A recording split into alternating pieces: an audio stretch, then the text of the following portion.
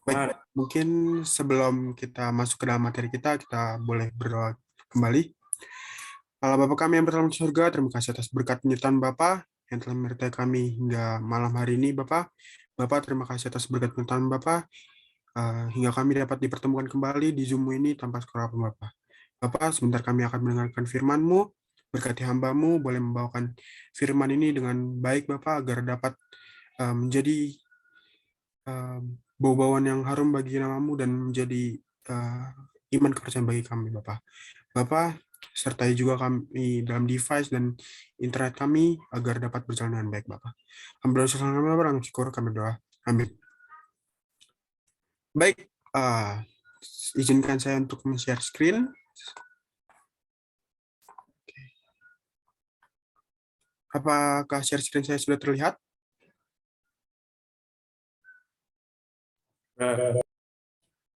Sudah ya? Baik, pada malam hari ini judul pembahasan kita adalah pahlawan super yang sebenarnya.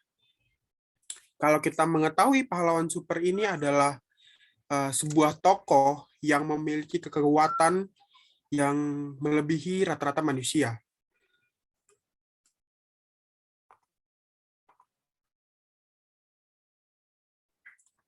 Contohnya seperti ada Iron Man, Superman, Batman, Spider-Man, Wonder Woman, Black Panther, dan Captain America. Ini adalah tokoh-tokoh tokoh-tokoh pahlawan super yang diciptakan oleh pengarang film ataupun komik ataupun video game. Tetapi ada satu tokoh yang benar-benar atau sungguh-sungguh adalah pahlawan super yang dapat kita andalkan.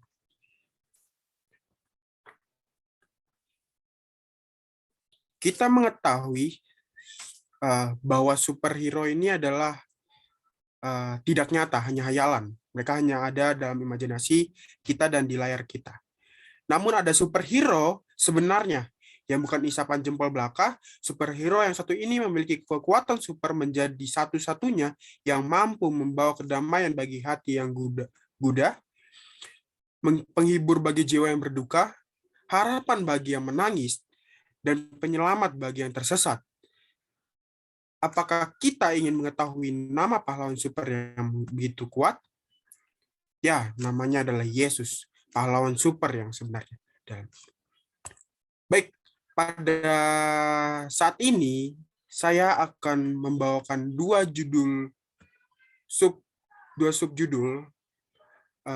Yang pertama ada pahlawan super di dalam Alkitab. Saat kita membaca Alkitab, kita dapat menyadari bahwa setiap cerita dan juga setiap ajarannya dimaksudkan untuk menunjukkan kepada kita pribadi karakter dan kuasa Yesus Kristus, bahwa pahlawan super dari Alkitab adalah Yesus. Dari semua buku dalam Alkitab, yang paling banyak bercerita tentang pahlawan super kita adalah buku terakhir, yaitu buku Wahyu. Wahyu ditulis sekitar tahun 96 Masehi oleh Yohanes Kekasih. Kalau kita mengetahui latar belakang Yohanes Kekasih adalah murid yang paling dikasihi oleh Yesus. Tetapi sayangnya dia dibuang ke Pulau Patmos. Tapi kerennya dia dapat menuliskan kitab yang menggambarkan Yesus itu sebagai pahlawan kita. Yohanes adalah salah satu dari 12 murid yang karena masih muda dipanggil oleh Yesus dalam Matius 4 ayat 21. Dan tanpa pikir panjang menanggapi undangannya dengan positif. Hasilnya hidupnya berubah. Sebelum dipanggilnya, ia disebut anak guru. Dalam Markus 3 ayat 17, setelah perjumpaan dengan Yesus, dia dikenal sebagai murid yang dikasihi Yesus. Dalam Yohanes 21 ayat 20-24. Sungguh transformasi yang sangat mengesankan dan luar biasa. Tahukah kita orang muda bahwa Yesus inginkan kita, bahwa Yesus ingin melakukan hal yang sama kepada kita. Jika kita menerima Dia hari ini sebagai juru selamat kita, hidup kita akan diubahkan sama, tidak akan pernah sama lagi seperti sekarang. Yohanes adalah murid yang dikasihi. yang sangat dikasihi, menulis 5 kitab Perjanjian Baru, Injil Yohanes, Surat Yohanes 1, 2, 3, dan Wahyu. Banyak anak muda hanya suka membaca Injil Yohanes, bukan Wahyu. Mengapa demikian? Karena kita mengetahui buku Wahyu adalah buku yang sulit untuk dipahami, penuh dengan simbol, angka misterius, kode rahasia, dan kunci tersembunyi. Ada yang mengatakan bahwa mereka tidak menyukai Wahyu karena terlihat seperti film horor, di mana mereka berbicara tentang binatang buas, naga, kematian, wabah penyakit, rasa sakit, dan kehancuran. Ya, kita mengetahui ya bahwa Wahyu adalah buku nubuatan yang menjelaskan tentang simbol-simbol, angka-angka misterius, dan kode rahasia, serta kunci tersembunyi. Itu memang sangat susah dipahami, sama seperti buku Daniel yang berisi nubuatan. Tetapi ketika kita, anak muda, di mana ingin fokus memahami buku tersebut, maka buku Wahyu ini adalah buku yang paling yang paling menarik, karena buku ini menjelaskan tentang siapa itu Yesus, menjelaskan siapa ini pahlawan kita. Tapi apakah ini benar? Apakah Wahyu buku teror dan misteri tersembunyi? Wahyu bukanlah buku teror, justru sebaliknya. Wahyu adalah potret penuh warna Yesus Kristus menekan kemenangan kasih Allah. Dalam Wahyu 1 ayat 1 sampai 3 yang bunyinya, inilah wahyu Yesus Kristus yang dikaruniai Allah kepadanya, supaya ditunjukkannya kepada hamba-hambanya apa yang harus segera terjadi. Dan oleh malaikatnya yang diutusnya, ia telah menyatakan kepada hambanya Yohanes. Yohanes telah bersaksi tentang firman Allah dan tentang kesaksian yang diberikan oleh Yesus Kristus, yaitu segala sesuatu yang telah dilihatnya. Berbahagialah ia yang membaca dan mereka yang mendengarkan kata-kata nubuatan ini, dan yang menuruti apa yang tertulis di dalamnya, sebab waktunya sudah dekat. Kita bayangkan betapa bermaknanya buku Wahyu ini, karena buku Wahyu ini adalah sebuah kode untuk kita semakin mendekatkan diri kita kepada Tuhan. Karena katanya, sebab waktunya sudah dekat. Berarti kedatangan Tuhan sudah dekat, tidak akan lama lagi. Dan kita mengetahui kedatangan Tuhan itu tidak seperti rombongan konvoi, tetapi seperti pencuri datang di malam hari. Tidak ada yang tahu, tetapi dia akan datang. Makanya inilah kita harus menyiapkan diri kita untuk selalu dekat kepada Tuhan. Kitab Wahyu adalah Wahyu Yesus Kristus. Kata Wahyu adalah dalam bahasa Inggris adalah terjemahan dari kata Yunani, apokalipsi, yang secara harfiah berarti untuk mengungkap atau menemukan. Pernahkah kita melihat sebuah karya seni di pameran? Ini adalah kesempatan yang penting di mana seorang menarik tali, dan untuk pertama kalinya karya seni dilihat secara publik, seperti yang diinginkan seniman. Itulah tepatnya arti kata Wahyu. Ini adalah untuk membuka tabir sehingga gambar Yesus Kristus dapat muncul dalam segala kemegahan dan kemuliaan. Ya, buku Wahyu ini dirancang atau dibuat untuk mengungkapkan atau menemukan, menggambarkan siapa ini Yesus Kristus sebenarnya. Karena alasan inilah di masing-masing dari 22 pasal Wahyu, Yesus Kristus adalah protagonis yang muncul dengan menggunakan nama yang berbeda-beda dan berjalan dan menjalankan fungsi yang berbeda. Pahlawan super kita disebut dengan lebih dari 38 nama dan judul deskriptif yang berbeda. Dalam 3 pasal pertama saja, dia disebut dalam berbagai cara.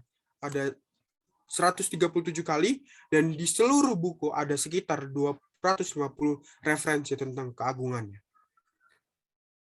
Ini adalah beberapa panggilan atau sebutan Yesus dalam Wahyu.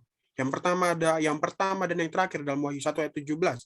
Yang kedua ada anak Allah, Wahyu 2 ayat 18. Yang ketiga ada yang kudus dan benar, Wahyu 3 ayat 7. Kemudian ada singa dari suku Yehuda, Wahyu 5 ayat 5. Kemudian ada firman Tuhan, Wahyu 19 ayat 13. Kemudian ada raja di atas segala raja dan Tuhan di atas segala Tuhan dalam Wahyu 19 ayat 16. Dan terakhir ada Alfa dan Omega dalam Wahyu 22 ayat 13. Kita akan masuki judul sub perikop renungan kita yang kedua, yaitu apa saja kekuatan super yang disoroti Wahyu tentang Yesus Kristus. Pahlawan super kita sebagai Tuhan Sang Pencipta dalam Wahyu 3 ayat 14. Inilah firman dari Amin, saksi dan yang setia dan benar, permulaan dari penciptaan Allah.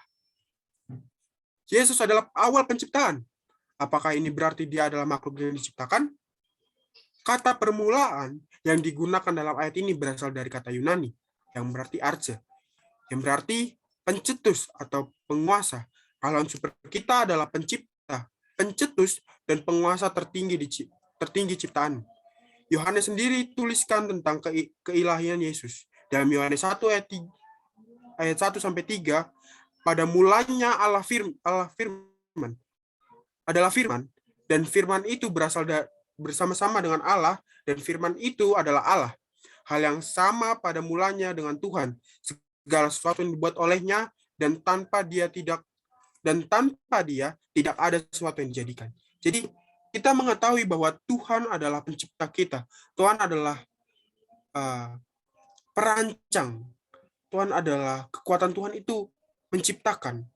Tidak ada manusia yang dapat menciptakan manusia makhluk hidup. Memang benar manusia dapat menciptakan, tetapi menciptakan robot atau alat-alat teknologi sebagai alat. Tetapi Tuhan menciptakan manusia untuk mengabarkan Injil sebagai umatnya, sebagai pengikutnya yang ia sayangi, ia kasih. Karena kita tahu bahwa pahlawan super kita adalah pencipta, dari semua nama dan gelar yang diadopsi Yesus dalam kitab Wahyu, ada satu yang menjadi favoritnya, yaitu nama anak domba. Wahyu menggunakan nama ini 28 kali untuk merujuk kepada Yesus. Agak aneh bagi kita bahwa ini adalah nama yang paling sering digunakan Wahyu untuk memberitahu kita tentang Yesus. Karena gambaran anak domba mengingatkan kita akan kerapuhan dan kerentanan. Ya, memang ya kalau kita ketahui bahwa anak domba ini adalah hewan yang sangat lemah ketika dia diburu oleh mangsanya. Contoh seperti hewan buas singa ataupun harimau, dia akan sangat mudah tertangkap. Beda dengan kawanan domba yang sudah dewasa. Itu mungkin akan memberikan perlawanan. Tetapi anak domba, fisiknya saja lemah dan ya ukurannya juga kecil, dapat memudahkan pemangsa untuk memakannya. Tetapi kita lihat selanjutnya. Saya belum pernah mendengar tim basket atau bisbol atau sepak bola menggunakan domba sebagai simbolnya. Kita mendengar tentang Bulls atau Timberwolves, tetapi kita belum pernah mendengar tentang tim yang disebut The Lambs of New York. Bisakah kita bayangkan bagaimana perasaan penggemar? Tidak ada yang akan menjadi penggemar tim dengan nama ini. Tetapi penting bagi kita untuk memahami bahwa Tuhan bekerja sangat berbeda daripada yang manusia lakukan. Sementara dalam budaya populer, gambar anak domba adalah simbol kelemahan. Dalam Alkitab itu adalah simbol kekuatan dan kemenangan. Nah ini mengapa Wahyu menggambarkan Tuhan itu sebagai anak domba.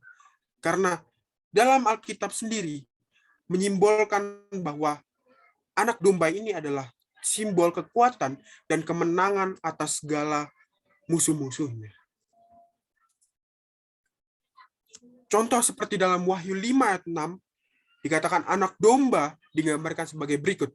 Maka aku melihat dia di tengah-tengah tahta dan keempat binatang itu, dan di tengah-tengah tua-tua itu berdiri seekor anak domba, seperti telah disembelih, bertanduk 7 dan bermata 7. Itulah ketujuh roh Allah mengutus ke seluruh dunia. Ya, sebagian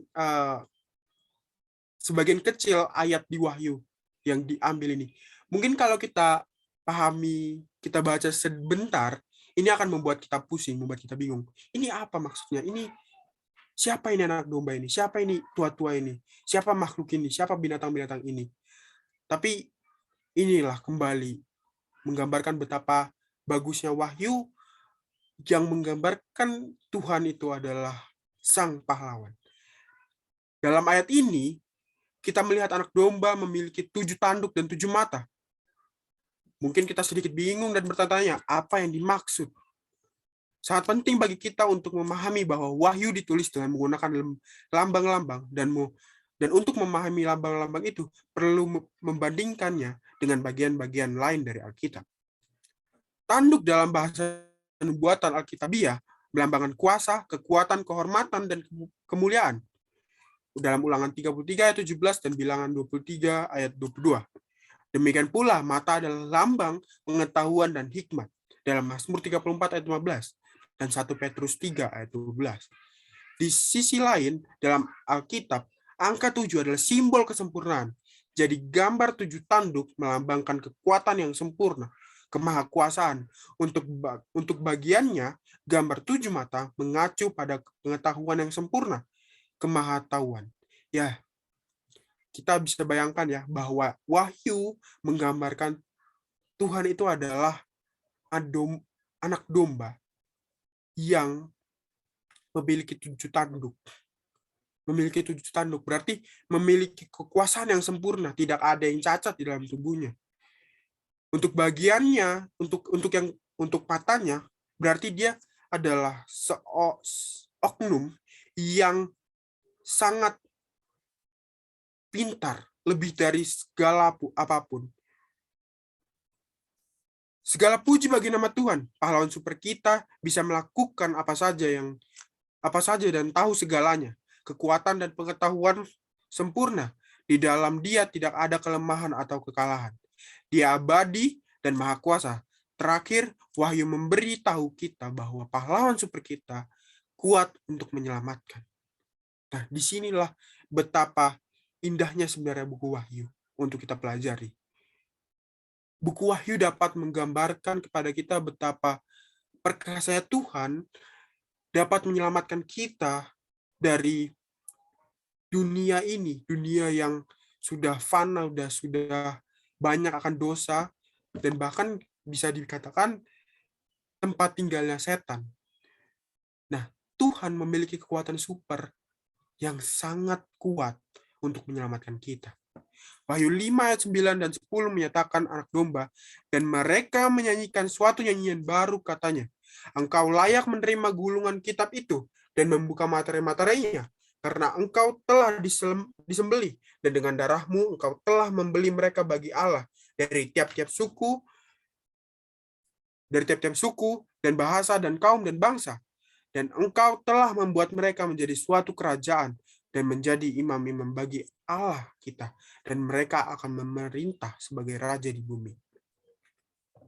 Kita dapat membayangkan betapa besarnya kuasa Tuhan hingga dia dapat membayar kita dengan darahnya.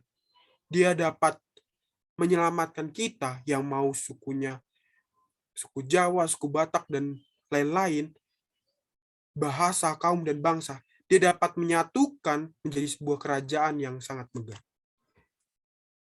Yesus dikorbankan untuk Anda dan saya. Dan karena pengorbanannya, kita telah dibebaskan dari penghukuman dan kematian kekal dalam Roma 8 ayat 1. Pahlawan super kita adalah saksi yang setia, yang sulung dari kematian dan penguasaan raja-raja di bumi. Dia yang mengasihi kita, telah membasuh kita dari dosa-dosa kita dengan darahnya, dan menjanjikan kita raja dan imam bagi Allah, Bapaknya, menjadi kemuliaan dan kerajaannya sampai selama-lamanya. Wahyu 1 ayat 5 dan 6. Di sini dalam Wahyu 1 ayat 5 sampai 6 menggambarkan betapa perkasa Tuhan. Tuhan telah membayar kita, menebus kita dari dosa-dosa kita dengan darahnya. Menjadikan kita raja, imam bagi Allah dan Bapaknya. Kesimpulannya bagi kita, ingatlah bahwa Tuhan kita adalah pahlawan yang sangat super power. Tidak ada yang dapat menandingi kekuatannya, pengetahuannya, dan kuasanya. Kita dapat berpegang teguh pada Tuhan dalam setiap lika-liku kehidupan kita, karena Dia adalah superhero yang nyata. Poin penting yang dapat kita aplikasikan dalam kehidupan kita, jika kita merasa tersesat, Yesus adalah pahlawan super kita, adalah juru selamat kita. Jika kita merasa lemah, Yesus adalah pahlawan super kita, maha kuasa. Jika kita bingung dan tidak tahu kemana harus pergi, Yesus pahlawan super kita, tahu segalanya. Jika kita merasa kalah dan putus asa, Yesus pahlawan super kita, adalah Tuhan Sang Pencipta. Mari datang, serahkanlah hidup kita kepada pahlawan paling luar biasa di sepanjang sejarah, yaitu Yesus Kristus. Demikian khotbah yang dapat saya sampaikan. Semoga dapat membangun kerohanian kita. Terima kasih.